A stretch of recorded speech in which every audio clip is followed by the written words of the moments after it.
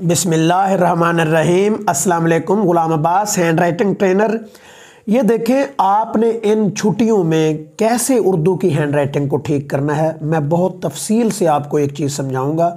सबसे पहले हर्फ को ठीक करने के लिए आपने ये मशक करनी है। ये देखें, मैं छोटे बच्चों के लिए या बड़ों के लिए एक खूबसूरत तरीन चीज़ लेके आया हूँ। आप बार बार पूछते हैं कि सर इसको शुरू कहाँ से करें। भाई इसको आप ऐसे शुरू करें, ये गोलाई में ये शक्ल बने मून की। अब आप पूछेंगे कि ये मून की शक्ल, ये मून की शक्ल उर्दू हैंड राइटिंग में 50% किरदार अदा करती है। 50% हरूफ इसी शक्ल से बनते हैं। ये देखें, अब मैं ये शक्ल बनाने के बाद यहाँ से ये सीन लिखूँगा तो ये देखिए इसमें ये शक्ल बन रही है। अगर मैं शीन लिखूँगा तो उसमें भी ये शक्ल बन रही है। अब आपको ये शक्ल ही बनाना नहीं आती तो मुझे आप बताएं आप कैसे उर्दू की हैंड राइटिंग को ठीक करेंगे। हर जगह पे ये देखें, नून है, लाम है, छोटी ये है, तमाम जगहों पे ये शक्ल मून की आ रही है। अब मैं लफ्ज़ों की तरफ भी आपको लेके जाऊंगा कि लफ्ज़ जब आप लिखेंगे वहाँ ये शक्ल कैसे आएगी। ज़रा गौर से हाथ में अभी से आप पेन या कच्ची पेंसिल या कोई भी पॉइंटर है वो आप उठा के ना आप मेरे साथ ही प्रैक्टिस करें और फिर देखिएगा आपकी हैंड राइटिंग कैसे ठीक होती है। आपको देखने की आदत है, आपको मशक करने की आदत आज तक पड़ी नहीं है। अगर मशक करने की आदत पड़ गई तो फिर आपकी हैंड राइटिंग ठीक होनी है, देखने से नहीं ठीक होगी। देखने से थोड़ा बहुत अंदाज़ा तो हो जाता है लेकिन हैंड राइटिंग कभी ठीक नहीं हो पाएगी। अब देखें, इनमें बार बार मून की शक्लें आई हैं। अगर मून की शक्ल बनाना आएगा तो आपके लिए बहुत आसानी हो जाएगी। ये देखें, आपने ऐसे नहीं बनानी मून की शक्ल, इसमें गोलाई हो, ये ऐसे गोलाई हो, जैसे अंडे के निचले हिस्से में गोलाई होती है ना। ये देखिए, ये एग है, इसका निचला हिस्सा गोलाई के साथ होता है। तो ये वाली गोलाई हो और छोटी ये को ऐसे करके बनाना है। ये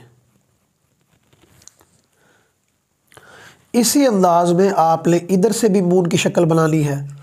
आपको पता है जब आप इस तरफ से लेफ़्ट से मून की शक्ल बनाएंगे तो इधर से आप एक जीम बना पाएंगे ऐसे। ये देखें, ये 7 का स्ट्रोक, ये भी अभी बताता हूँ स्ट्रोक के बारे में। ये 7 का स्ट्रोक और इसके साथ आपने मून की शक्ल लगानी है। और ये देखिए, ये आइन हमज़ा, ऐसे आपने हमज़ा बनाना है तिरछा और इसके साथ मून की शक्ल बना देनी है।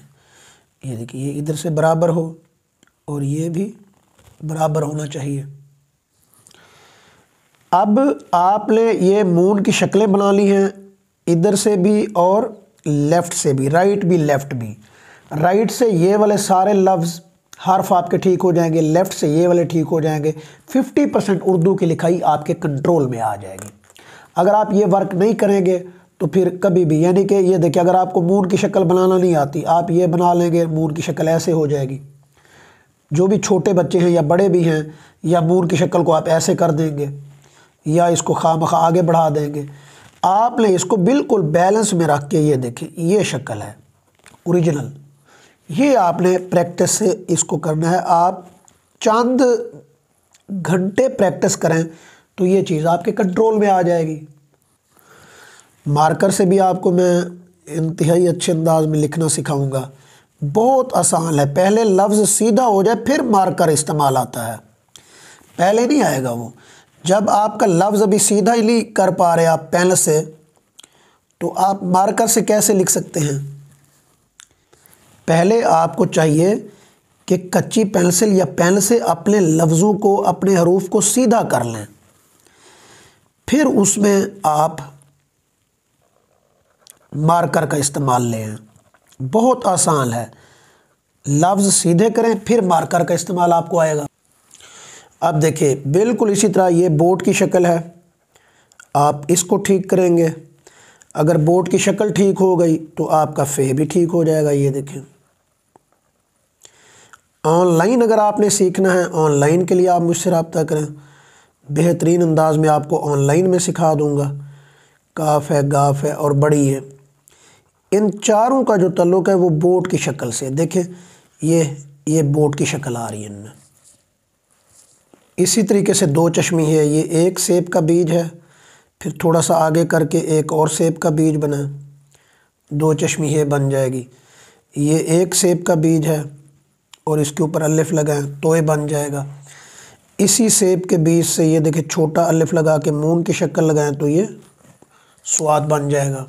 जब आप हर्फ ठीक अंदाज में लिख लेंगे तो उसके बाद आप लफ्ज़ों की तरफ जाएंगे। तो इसी तरीके से पहले ये बे को, बे अलिफ बा को ऐसे लिखेंगे, फिर बे को दाल से मिलाएंगे, फिर बे को बे से मिलाएंगे। ये पूरी एक बे की तख्ती बन जाएगी आपके पास। अगर बे की तख्ती आपने लिख ली तो इसका मतलब है बे, पे, ते, टे से तमाम आप लिख लेंगे। ये देखें, ये पूरी तख्ती है।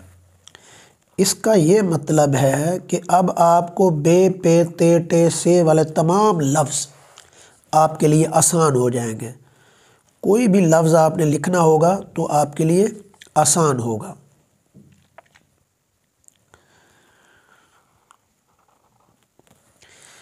बे की तख्ती का मतलब यह है कि पूरी फैमिली की तख्ती होगी। अब देखिए इधर अगर मैं 3 नुक्ते लगा दूं तो ये बच बन जाएगा, ये पिच बन जाएगा। ये तो सेम तख्ती है इनकी। इसके नीचे अगर मैं ये बल है, बे लाम बल, अगर नीचे 3 नुक्ते लगा दूंगा तो ये पुल बन जाएगा।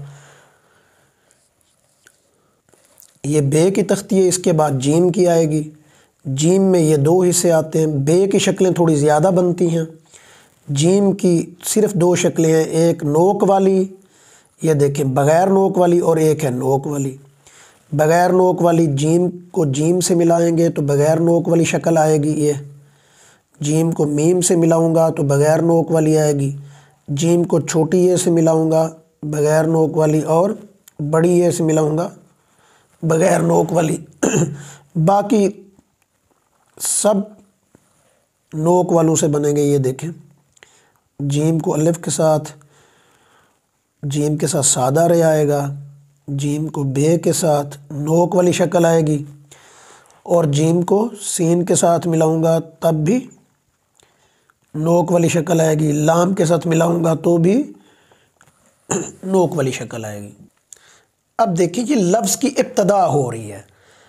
आप पहले हर्फ को ठीक करेंगे, फिर आस्ता आस्ता लफ्ज़ को ठीक करेंगे, फिर ऐसे बढ़ते जाएंगे, लफ्ज़ बड़े लफ्ज़ बनते जाएंगे। जैसे ये देखें, इधर आपको मैंने ये चीज़ बताई है। अगर मैंने फ़े की तख्ती में या काफ की तख्ती में आपको काफ रे कर बताऊंगा और ये चीज़ आप साथ लगाएंगे ऐसे, तो ये देखें ये क्या बन जाएगा, करीब। इसी तरीके से काफ की तख्ती में आपको स्वाद के साथ काफ को मिलाऊंगा, कस, और इसी अंदाज में बे अलिफ बा के ऊपर नुक्ता लगा के नून अलिफ ना बनेगा, तो ये लफ्ज़ क्या बन जाएगा, नाकिस।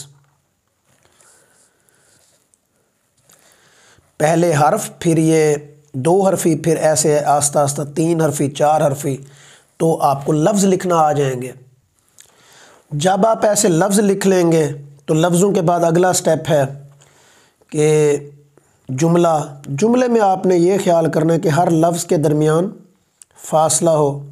देखिए, मैं रोज़ाना इतना फ़ासला हो कि बीच में काफ अलिफ का लिखा जा सके। ये मैं रोज़ाना नमाज पढ़ता हूँ। ये देखें, अब जब आप मेरे चैनल की तमाम वीडियोस देखेंगे तो उसमें आपको अंदाज़ा होगा कि ये मैंने पढ़ता कैसे लिखा है, नमाज, ये सारी मैंने डिटेल से हर चीज़, तो हर लफ्ज़ के दरमियान फ़ासला हो। अब देखिए लिखा हुआ है मैं स्कूल जाता हूँ। लफ्ज़ों के दरमियान फ़ासला रखा है मैंने, इनको एक दूसरे के अंदर मैंने मिक्स नहीं किया। तो एग्ज़ामिनर बहुत परेशान होता है जब आप लफ्ज़ों को एक दूसरे के अंदर मिक्स कर देते हैं। तो जब 3-4 शीटें हो जाती हैं तो फिर पढ़ना मुश्किल हो जाता है और काफ़ी दुश्वारी होती है। अगर इस अंदाज़ में आप लिखेंगे तो आप बहुत खूबसूरत लिख पाएंगे और आपका पेपर आप बहुत अच्छे नंबर लेंगे, थोड़ा लिखेंगे नंबर ज़्यादा आएंगे। तो ये तरीका आप शुरू करें आज से, फिर नेक्स्ट वीडियो भी आपको बताऊंगा कि आगे आपने वर्क कैसे करना है। तो इन छुट्टियों को आप बहुत अच्छे अंदाज में ये चीज़ें कर सकते हैं। तरतीब है, पहले हर्फ, फिर लफ्ज़, फिर जुमला, फिर पैराग्राफ, फिर मार्कर से लिखना। तो ये सारा इंग्लिश उर्दू में सेम चीज़ें हैं। उम्मीद है आपको ये छोटी सी वीडियो पसंद आई होगी। चैनल को सब्सक्राइब करें, लाइक करें और बार बार देखा करें, और अपने हाथों में नोटबुक, कच्ची पेंसिल और पेन वगैरह अपने हाथों में लें और फ़ौरन प्रैक्टिस स्टार्ट करें। तो दुश्वारी तो होगी आपको जब, क्योंकि आपकी आदत नहीं है प्रैक्टिस करने की। तो जब प्रैक्टिस करेंगे, ये मेरी बताई हुई चीज़ों पे अमल करेंगे, तो बहुत कमाल हो जाएगा, आप हैरान कुन रिज़ल्ट पाएंगे। बहुत शुक्रिया, अल्लाह हाफ़िज़।